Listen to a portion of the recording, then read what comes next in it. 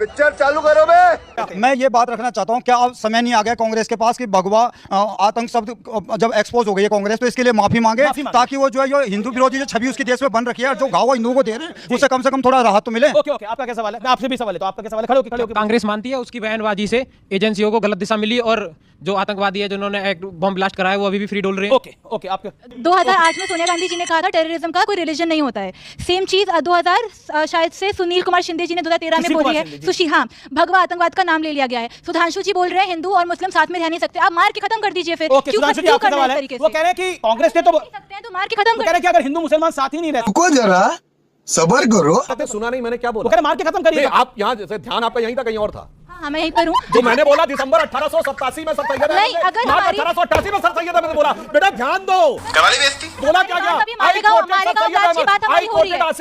तो मैंने इनसे कहा कि जो फैक्ट है उसमें बात करिए भाई, आप दोष दूसरों को दे रहे हैं। मालेगांव ब्लास्ट की बात अभी हो रही है, आप लेके इसको हिंदू मुस्लिम पे आ जा रहे हैं। आप ये तो लाइन नहीं लेना किसने किया, कब किया, कैसे हुआ। हिंदू मुस्लिम हिंदू। वो कह रहे हैं कि बीजेपी हिंदू मुसलमान करिए। अब मैं बीजेपी हिंदू मुस्लिम बताते हैं। अच्छा ठीक है, क्या आपका आरएसएस से भी सवाल? ये कह रहे हैं कि इनको अभी इन्होंने बोला कि मुस्लिम है तो आतंकवाद हो रहा है। ओके ओके ओके ओके, इन्होंने ऐसा नहीं बोला जाए। मैंने क्या कहा? मैंने ये कहा कि कांग्रेस कहती है कि पाकिस्तान से नहीं आए आतंकवादी, जो देश के मुसलमान है वही आतंकवादी है। मैंने कहा देश के मुसलमानों को क्यों बदनाम करते हो? ओके, अच्छा ठीक है, आलोक शर्मा, मैं आपको कहता हूं कि पंडित नेहरू की जूती की धूल के बराबर नहीं है ना, वो लोग पंडित नेहरू पे सवाल उठाते हैं। सुधांशु त्रिवेदी जवाब। अभी बदत है भाई, अभी बदत है।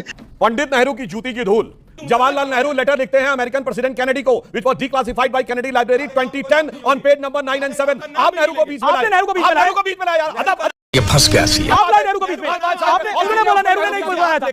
पंडित नेहरू के धूल के बराबर, पैर की धूल के बराबर भी कोई नहीं है। पंडित नेहरू ने 1900 में कहा जो पैर की धूल के बराबर, फिर चिल्लाने लगा। अच्छा ठीक है, आप 30 सेकंड बोले दीजिए। आप मेरे स्टेटमेंट को क्यों तोड़ मरोड़ रहे हैं? आपने जो बोला वही है। नहीं बोला ना, नेहरू पे आप लेके आए। मैंने कहा नेहरू वाली बात पे ड्रॉ करता